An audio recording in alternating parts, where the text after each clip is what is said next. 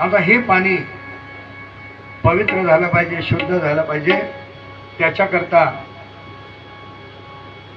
या कालिया नामक महाविषारी सर्पाचा आपण नाश केला पाहिजे.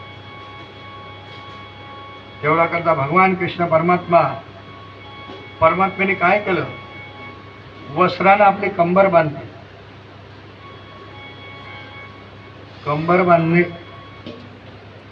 कंबर बांधल्या जातात. ड्युटीवर जातात ते लोक बेल्ट लावतात. बेल्ट लावणे ती पद्धती. पोलीस वगैरे जे बेल्ट लावतात ते तयार असतात, ते अप्रोटेक्ट.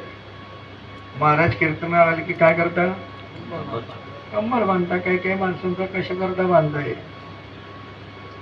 त्याचे अनेक कारण लोक सांगतात.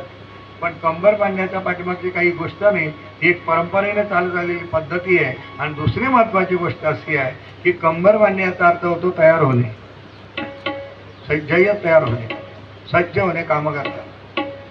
म्हणून प्रभू भक्तीसाठी तो कास घालो नाही बळकट आणि झालो कलिकाला वरणी. तर कंबर बांधली भगवान कृष्णानं. दंड आपला थोपटला आणि यमुनेच्या त्या विषारी डोहामध्ये आणि भगवान कृष्ण परमात्म्याला गोळी टाकली. आवाज झाला. कालिया मोठ्या त्वेषानं कृष्णाच्या अंगावर धावतोय. मर्मस्थानी दंश करून त्याला सर्व अंगाला त्याने विळखा घातला. कृष्णाची हालचाल बंद झाली. सर्व गोपाळ शोकाकुल झाले. जिकडे तिकडे हाकार झाला. जो तो बोलायला लागला, अरे झालं तरी काय. बातमी वाऱ्यासारखी पसरली. गळे हो गळे हो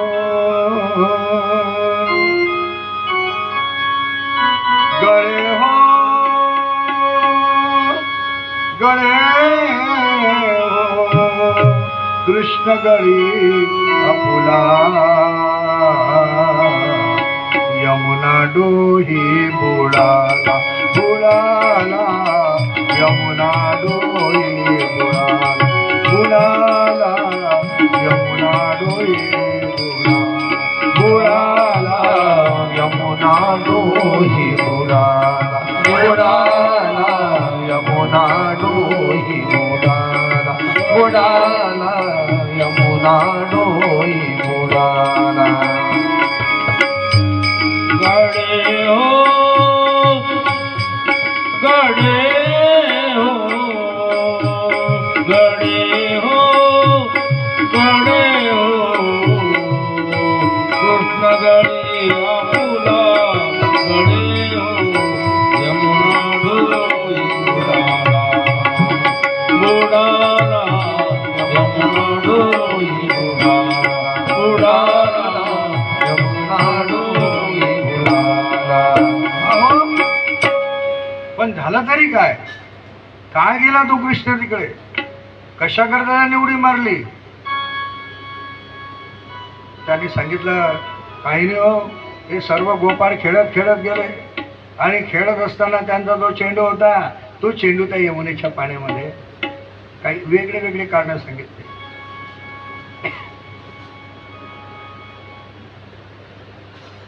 आता ही बातमी वाऱ्यासारखी पसरली. कृष्ण यमुनेच्या डोहामध्ये बुडाला.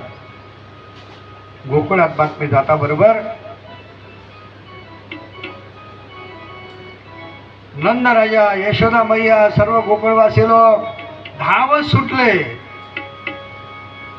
यशोदा मैया सर्वांच्या पुढे धावते.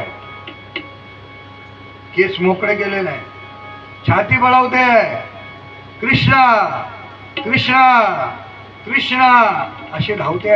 अशी धावत धावत धावत धावत धावत त्या डोहाकडे आली आणि त्या डोहात तिने उडी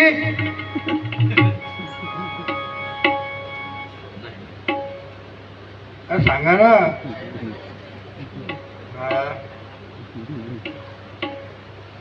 धावत जरूर आली, पोरा करता वेडी झाली, छाती पिटावते आहे. पण याच्यात कृष्णा हे कळलं तरी देखील तिने डोहात उडी टाकली. काय कारण आहे ते? कारण एकच आहे, थोडक्यात बोलतो, प्रत्येकाला आपला जीव जेवढा प्रिय आहे तेवढं जगात दुसरं काही प्रिय आहे. ऐका, शेवटी भगवान कृष्ण परमात्मा, बलराम दादांनी तर सर्वांना सांगितलं काही घाबरू नका, ही कृष्णाची अगम्य लीला आहे. शेवटी तो कालिया कृष्णाला दंश करण्याकरता गरगर फिरतोय. फिरता फिरता थकला, फणा वर काढत होता. त्याच्या नाकातून रक्ताचा अतिस्राव होऊ लागला. कालियाची कष्टमय अवस्था पाहिली.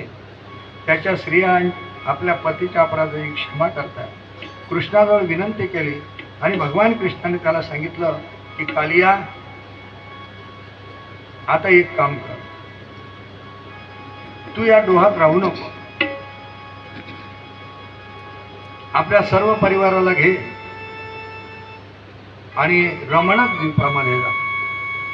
इथलं पाणी आता सर्वांकरता शुद्ध झालं पाहिजे. कालिया, आता मी तुला अजून एक, तुला आता कोणी उपद्रव करणार नाही, कारण तुझ्या मस्तकावर माझ्या पावलांच्या फुला आहे, म्हणून तुला आता गरुडाची देखील भीती राहणार नाही. आणि कालिया, अजून एक गोष्ट लक्षात ठेव, जो कोणी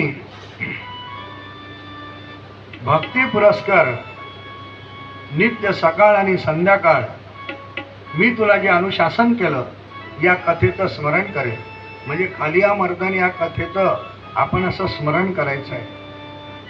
एवढं जो स्मरण करेल त्याला तू कधीही उपद्रव करू नको. भगवंताने सांगितलेलं आहे सर्पाला की माझ्या कथेचं स्मरण करणाऱ्याला उपद्रव करू नको. अशा अनेक गोष्टी आहेत, ह्या महत्त्वाच्या गोष्टी आपल्या, की आपण ते स्मरण जर केलं तर आपल्याला अनेक गोष्टीतून आपण सुटू शकतो. याप्रमाणे तो आता रमणक द्वीपामध्ये आणि त्या ठिकाणी आपला गेला. कृष्ण बाहेर आला, सर्व गोप गोपिकांना आनंद झाला आणि सर्वांनी त्या मोठ्या प्रेमानं आणि त्या भगवान कृष्णाच्या नामाचा जयघोष केला. हरी श्री कृष्ण गोविंद हरे मुरारे, श्री कृष्ण गोविंद हरे मुरारे, श्री कृष्ण गोविंद हरे मुरारे, श्री कृष्ण गोविंद हरे मुरारे, श्री कृष्ण गोविंद हरे मुरारे, श्री कृष्ण गोविंद हरे मुरारे, श्री कृष्ण गोविंद हरे मुरारे, श्री कृष्ण गोविंद हरे मुरारे, कृष्ण गोविंद हरे मुरारे, कृष्ण गोविंद हरे मुरारे, श्री कृष्ण गोविंद हरे मुरारे, नाथ नारायण वासुदेव, नाथ नारायण वासुदेव, नाथ नारायण वासुदेव, नाथ नारायण वासुदेव, कृष्ण गोविंद हरे मुरारे. श्री कृष्ण गोविंद हरे मुरारे. धान्य पिकून सर्वत्र समृद्धी आलेली आहे. नवान्न भक्षण विधी लोकांनी मोठ्या आनंदाने केलेला आहे आणि भगवान कृष्ण परमात्म्यानं आपली सुस्वर मुरली आणि वाजवायला त्या ठिकाणी सुरुवात केलेली आहे. हा मुरली वादनाचा जो प्रकार आहे हा जवळजवळ 15-20 मिनिटाचा कार्यक्रम आहे, परंतु तो आपण पुढच्या टप्प्यामध्ये घेणार आहे. म्हणजे यानंतर गोपी म्हणतात